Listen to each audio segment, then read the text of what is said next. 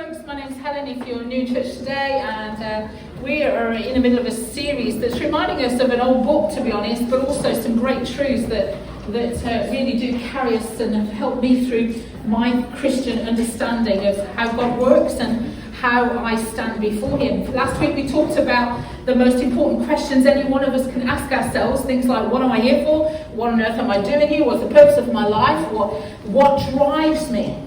I hope you've had the opportunity to think about it, perhaps even read about it. If you went and got the book out off the shelf, it was great to hear that people were doing that. They were finding the book off the shelves from nearly 20 years ago. I think it was actually originally written. And I hope you've had the opportunity to perhaps just chat through some of the things with someone else over the last few days. Now, ultimately, you and I have a choice to put God at the centre of our lives and to be driven by His purpose. Or, if we don't do that, then chances are we're going to put something else or someone else, whether that be career, money, comfort, Pringles, and allow ourselves to be driven by that. Now, this week we start to unpack what the Bible says about the purpose that God has for people who place Him at the centre of their lives. God doesn't barge in. Are you glad about that? He's a gentleman. He doesn't barge in, although He really does show Himself to us, and our lives can be incredibly changed at times. But He allows us to make that decision. God, are you going to be pivotal? Are you going to be centre of my life? And so this week we're going to look at this. Folks, if you're trying to discover what your purpose is, you need to understand firstly that you were planned for God, for His pleasure. If you want to know why you're here on earth, why you are alive, why you're given your next breath, it is because God made you to enjoy you. You're not created for your benefit, but for God's benefit. It's not what the world teaches us, is it?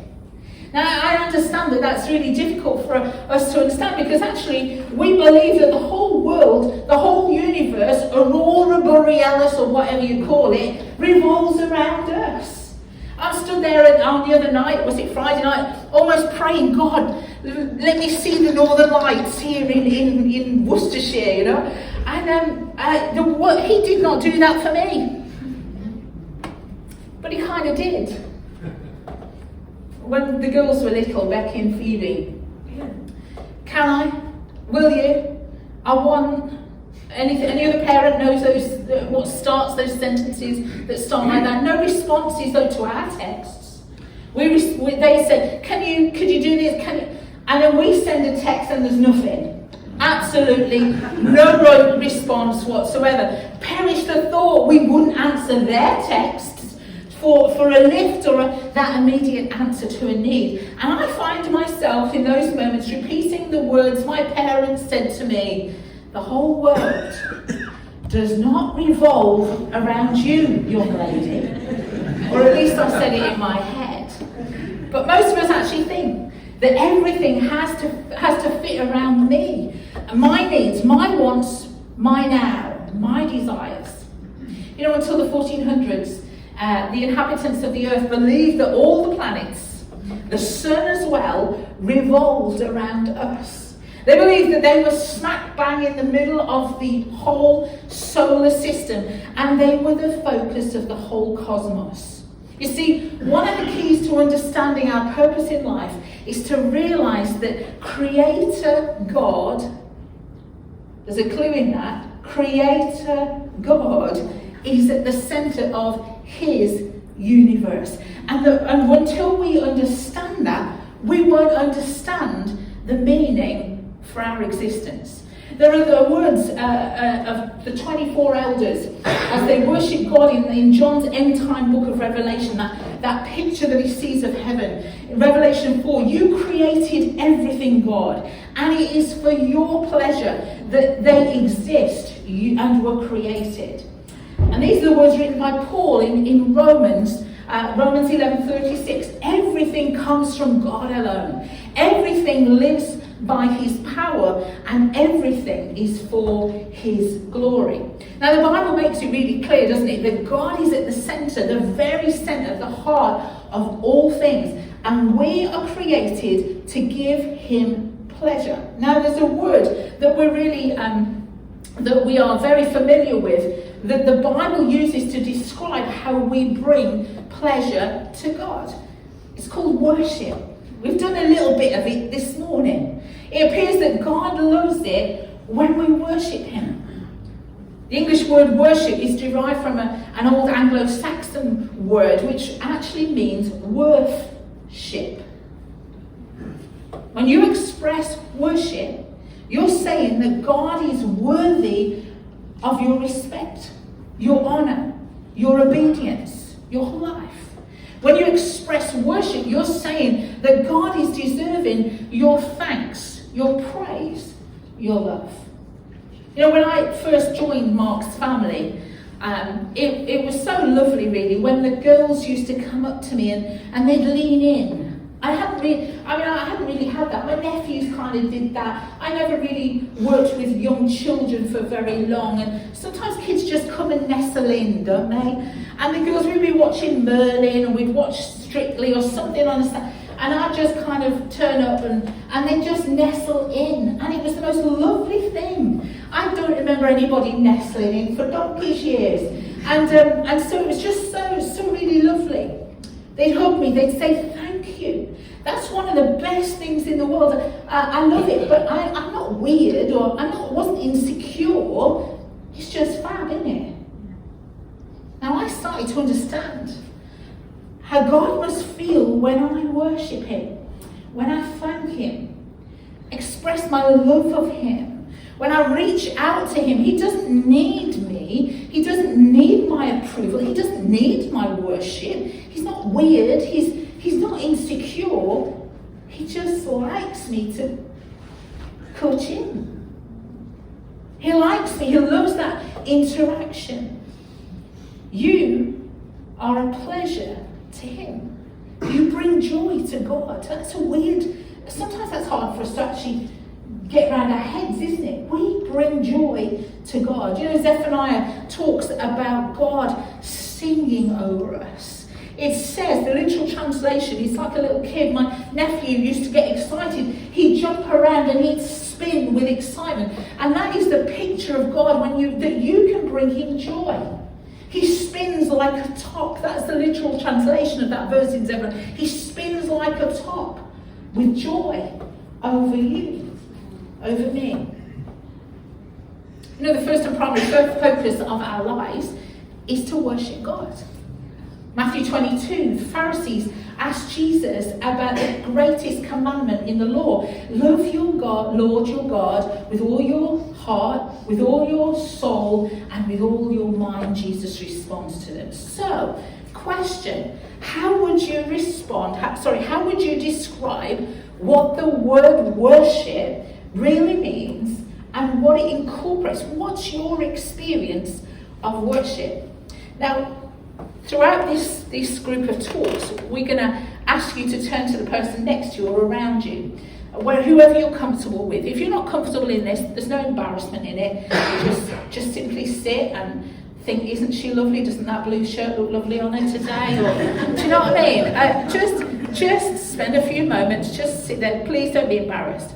But I can assure you that we get a little bit more out of this when we chat to one another. What do you think about that woman, what that woman's saying on the front? What would you describe what the word worship means to you? And what does it incorporate? What is it in its fullness? Is it just what we've done? I don't know. Think about it. And perhaps you'd like to share. Now, in these moments, I realise that you have no idea necessarily who's next to you, how long they've been a Christian, whether they understand the Bible very much or not. So it's good to talk. It's good to hear what each other think, but remember, we're on a journey. We may not have all the answers just yet, but let's learn a little bit from each other. I've also learned over the years what not to believe by walking alongside people, so you just might need to weigh that as well. So, just for 2 minutes, turn to the person around you, just 2 or 3 people. Mike, you can just talk to yourself if you like. And just for 2 minutes, then we'll call back and then we'll just go on ahead again. What does worship mean to you? Okay, let's move move on, folks. Thank you for your attention. There's more opportunity to continue our conversation in just a moment. But it seems to me that the need to worship is really fundamental in each one of us. In every human being, we need to worship something. It seems natural to worship something, doesn't it? Or someone that we perceive to be better or greater than ourselves. And if we fail to worship God, then we will find something else. Now, the Bible talks about idols. Now, idols is something that we put in front of ourselves and God, in between us and God. Now, there's a microphone here, right? And you can still see me because I'm a little bit wider than that mic stand, sadly. Although, honestly, one day I'm going to have legs just like that. But nonetheless, you can still see me. But in between you and me, there is something, a microphone stand. It's blurring, it's distraction, it's in the way. It's useful in its own way, but it's in the wrong place. And that is often what we do with stuff, with things. We put them in the wrong place. And when God should have a clear view of us and us of Him. Yesterday, I think Santa Mike was doing the same. The last couple of weeks, the last couple of days, we've been painting fences. And I look like a mottled mess, covered in brown spray. My glasses were in brown. Do you know, all yesterday afternoon and evening and this morning, I've been looking through glasses with spots all over them. And do you know something? All I needed to do was get the fairy liquid, other bottles of cleaning material are available. But all I needed to get was the fairy liquid out and give it a little light scrub, and hey presto, I can see the world in beautiful Technicolor again. But for all that time, yesterday afternoon, last night and this morning, I put up with not being able to see right. And that is what we tend to do with God. We put up with not being able to see Him clearly because we put other stuff, we worship other stuff instead of worshipping Him in spirit and in truth, 100% clearly. Now, some people today worship sport. If you ever want to see a corporate act of worship with grown men singing at the top of their voices, then you go up to see Stoke City. No? You're all thinking West Bromwich Albion, aren't you? Some people, I'm an Albion fan, I'm so sorry, but some people worship other people. This is my colleague here at the top corner, Lou Franklin. She's works for the URC, and she has this thing still about Gary Barlow. This is her cardboard cutout that she has in the foyer, not quite, of church. My sister Claire loved Deacon Blue. Do you remember them? They're on the second road round now. And she was at a concert of theirs, and she fought every woman off to get the shirt off Ricky Ross, who was the lead singer at the time. He threw his shirt into... She didn't jump onto the table and take it off him, by the way. He threw his shirt. She was fighting off every woman. She still got the shirt. 30 years later. There's a couple who had just lost their teenage daughter over in Coventry. Both were distraught. They were lost. They were helpless. And I went to go and see them, and I asked them if they got any faith. And you know what they said? We don't need a God. She worships me, and I worship her. Folks, you should have seen the mess they were in. I need more than that. I mean, I love my husband, don't get me wrong, but I don't worship him. I need someone bigger, better, stronger, more faithful, with more eternal longevity than even my husband. Folks, some people worship material things. Many people will worship their car, their house. They invest mega amounts of money and time in making those things look perfect. I remember a friend of mine, I used to go around her house after school, and her dad was always on his knees painting. Constantly painting the house. Now, I agree that it's really nice to have a nice house, look after it, God's blessed us with it, but he constantly was painting the house. His wife worshipped her house. Some people worship money. When Jesus spoke of money, he addressed it as a rival God who'd attract our worship like a magnet. He said that we need to choose between the worship of God or the worship of money, stuff. Matthew 6. I wonder, what or who do you worship? Most of us would like to think that our ultimate worship goes to God, but does it? You might say, well, okay, Helen, well, how can I really know what it is or who it is that I really worship? Well, I believe the answer can be found in a single word, just one word. And the word is this: sacrifice. Whatever we worship, we will sacrifice for it. Whatever we worship, whatever we treasure most in this life, we will make great sacrifices for it. We think about it, we work for it, we pay for it, we dream about it. If we deeply love something or someone, we will be 100% devoted, regardless of the cost, regardless of the inconvenience or the effort. And if you want to know what it is or who it is you worship, then just look at what it is that you make the greatest sacrifice for. Because the Bible regularly links worship and sacrifice together.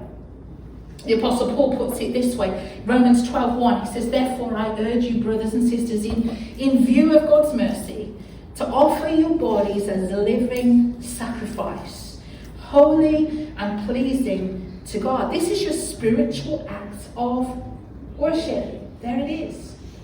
So, question. You can do a bit of work now. I'm breaking up a sweat here. I'm going to have to do a little break while you have a conversation. If true worship incorporates an element of sacrifice, in what ways does God call you and me to sacrifice? What does he call us to sacrifice, and why is it that we find it so hard?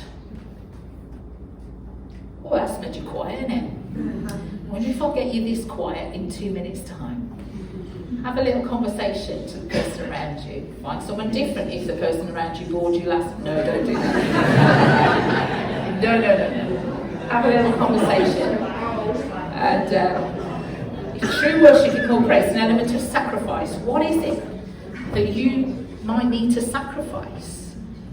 Why is it so hard? There's a little bit of confusion about what worship is, and I think it's really important that as a church we put this right, because worship isn't just about singing songs. Thank God, eh? For those of us who perhaps don't like singing, aren't you glad? Church leaders are really guilty of encouraging this confusion. You know, sometimes we can be on an autopilot, and you'll just have to forgive us on that. We often start a meeting and say, let's have a time of worship. Well, what do you think we've been doing all week? But you know what we mean. We sing a few songs and then our worship finishes and then it's the announcements. But actually, I wonder whether there's a little bit more to our worship than that. Often we sing words that we don't really always mean or even understand off a screen, words that come from our lips, a screen, a book, and perhaps not even touch our heart. Oh, I don't like this one, I wish they'd hurry up and get rid of it. And we haven't really even connected with the Spirit of God at all in that way. And that's what we call worship.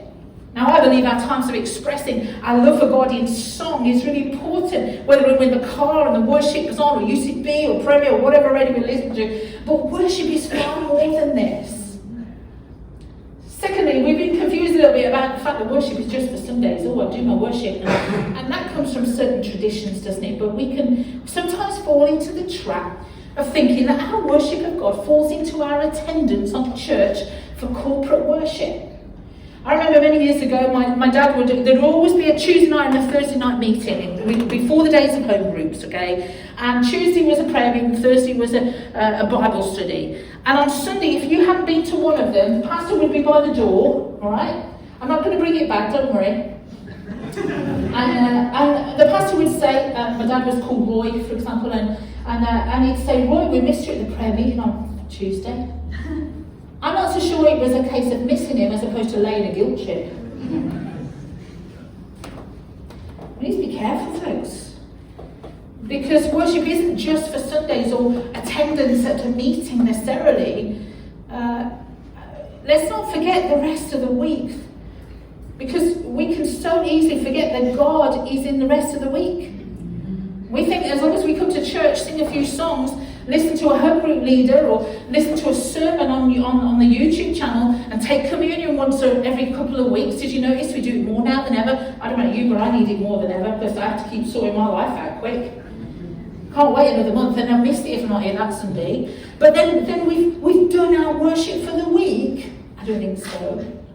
Now, I believe attending church, home groups is really important. Connecting with other Christians helps us to do the rest of the week really much better and well.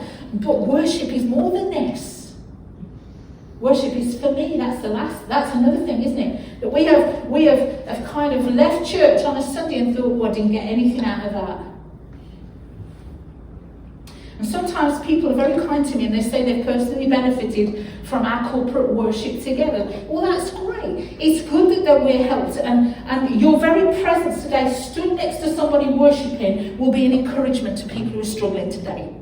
It's really important, worship. It says I'm not on my own. There's other people who still get this. It's good that we're being helped by each other today. But worship, by its very definition, is not something that you get. I didn't get that today. I didn't get anything I didn't sense anything today. Folks, your faith is worth more than that. It's not something you get.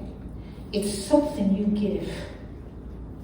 Its primary focus, worship's primary focus, is not on what blessings you receive, as lovely as that may be, but on how you get the opportunity, take the opportunity to bless God and then be a blessing to others. That's worship. Now, I believe there are times when we benefit from our corporate times of worship and we feel a different kind of closeness of God at times in that way. But worship is far more than this. You see, we cannot compartmentalise our worship, our lives into set activities of certain times of the week. Our worship, folks, must encompass the whole of our lives. It affects every moment, every activity, every conversation, every thought, every relationship. Now, you'll have guessed by the amount of times I quote it that I love the Message version of Romans 12. It sums my Christian walk up, I think. Take your everyday, ordinary life. You're sleeping, eating, going, I love that bit, the eating, going to work and walking around life, and placed it before God as an offering. Now let me conclude by asking you this. Think about this. How can you worship, honour and give God pleasure in your everyday activities through your week and life? How can you worship God? I'm glad Adjura mentioned his work today. How can you worship God at work? Number one, you can stop nicking the pens. One of the first questions we'll ask people on a Sunday, sometimes when we interview people, is, where will you be this time tomorrow? We're interested. We're not just nosy, we're interested. Because that's where you do your walk. That's where you live your faith. This is where faith starts to get activated. We're interested in the whole you, not just the Sunday you. God's interested in your day to day. And this might sound strange to some of you, but I believe you can bring pleasure to God by the way you conduct yourself at work. By working with diligence. By acting with integrity. By being patient with other work colleagues. Do you want me to slow down? By the way you speak to others. By giving your best, your very best, in using your God-given talents and skills in the workplace. Now, I believe that God is honoured when Christians shine in the workplace. There is no sacred, secular divide where we do God in church, but not the workplace. We can even bring pleasure to God by the way we conduct ourselves Monday to Saturday, 9 to 5, and then some gathered or scattered servants of the King of Kings. Now, whatever you do, Colossians says, whatever you do, work it with all your heart, as if working for the Lord, not for men, not for women, not for me. Folks, we can worship God at work. We can worship God in our relationships. I believe every relationship can be a place where God is honoured. I'd imagine that most days there are people who cross your path who we can serve as an act of worship. This may be listening to their problems. It might be writing a letter of encouragement. It might be sending that text. Maybe making that phone call. Do you remember that? Making a phone call and talking to people. Doing something practical maybe, or just saying hello. And reminding them that they're special, that they're noticed and that they're missed. I believe we can make our relational life a place of worship where we expend energy to serve someone in Jesus' name. I believe this principle also applies at home. See, the Bible says a great deal about how we should deal with our parents, how parents should treat their children, and how husbands and wives should love and sacrifice for each other. Now, I think God gets great pleasure when families seek to live according to his word and to honour him in the way they treat each other. So how do I honour him? How do I worship him with my finance? It's another area, isn't it? Folks, when we start to talk about finances, we start to get a bit nervous. I'm sweating already. But if Jesus was the pastor of this church, 1 in 3 sermons would be about money. Aren't you glad he's not? You see, Jesus knew the power that money has and told us to seriously consider how much power it has over our lives. A few questions for you folks. Are you allowing your financial life to be a place of worship to God? Are you? And you can answer that question. What about your car? What about your house? It's not that you shouldn't have these things, but have they become something in the way of you and God? Have you said, God, this is all yours. I hold it loosely and I'm grateful for it. I'm blessed. But do you label it in your heart? Not mine. It's not mine.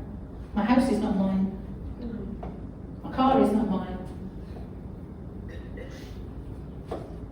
When was the last time you did something sacrificial for the sake of the kingdom? Something that cost you financially? You don't have to answer that.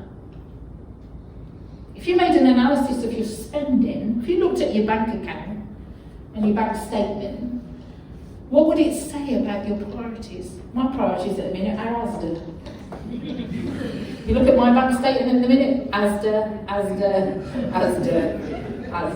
petrol, mortgage.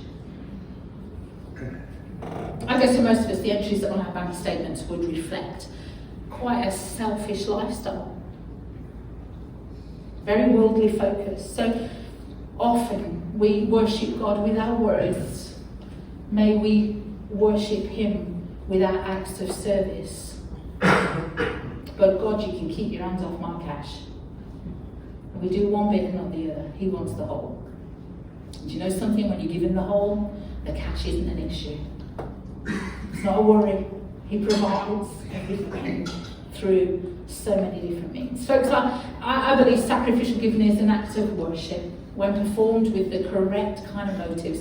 And we could add things with that, like our time, our social life, our character, our words. How do we worship him in all of those areas? So, final discussion, folks. How can you worship God in these ways? How are you learning to do it? How have you learned to do it over the years? Share with folks. So how are you doing that in your work, in your family, in your relationships? How are you worshipping him with your finance, your time, your words? What's going on? What's changing? How are you learning in this? And discuss some of the perhaps more practical suggestions of how you make your whole life an act of worship. Okay? 2 minutes, because my dinner's on. Purpose on earth is, if you haven't realised it yet, folks. Firstly, you need to get this in the right order. You were planned for God's pleasure. To worship him, to honour him with everything. Everything. And as we read more about this week, the book by Rick Warren, if you've bought the book, great. If you've brushed it off the shelf, great. If you bought it on Kindle, brilliant. Catch up, don't give up yet. It's just 40 days. You might want to even pick up the book this week and do a bit of catch-up reading. It's really a lovely book and it's so helpful. You'll be glad you did it. But as we read more this week, and as we think about what we've heard today, let's ask ourselves, how do I become a living, breathing act of worship to God rather than a holier-than-thou pain in the butt? Alright? I wasn't looking at you, anybody. How do I do that? Jesus, would you help me to do that? Spirit, would you help me to do that? So I'm not just a religious activity person, and not just on a Sunday's got my Christian smile on and my Sunday best, but in every activity, everything I am, I want to perform well for you, Jesus. So next week, we have a guest speaker. His name, as you know, is Nigel, and this series will continue the week after, okay, on the 26th, and one of our teaching team will be speaking on that. God made you for his family. This is good stuff, isn't it? Yes. Simple stuff, but we need to be reminded of it. Folks, can I encourage you to keep highlighting the bits in the book that you are looking at and you're thinking, wow, that's really speaking to me. Talk about what you're learning. It's really important on the groups, the WhatsApp, the Connect groups. Talk about it. Email us. Connect with your Connect group. If there's something you don't understand either in church or in the book or in the Bible, these people are here to help you. Don't just think, oh, I don't understand that. Now, but there will be things you won't understand because God doesn't always tell us what they all mean immediately. Sometimes it's just for another day. It's okay, you can rest in that. But chances are you won't be the only one with the questions. So ask them. Let's worship one more time before we leave this place, and worship over coffee, and worship over dinner, and worship him in everything that we are.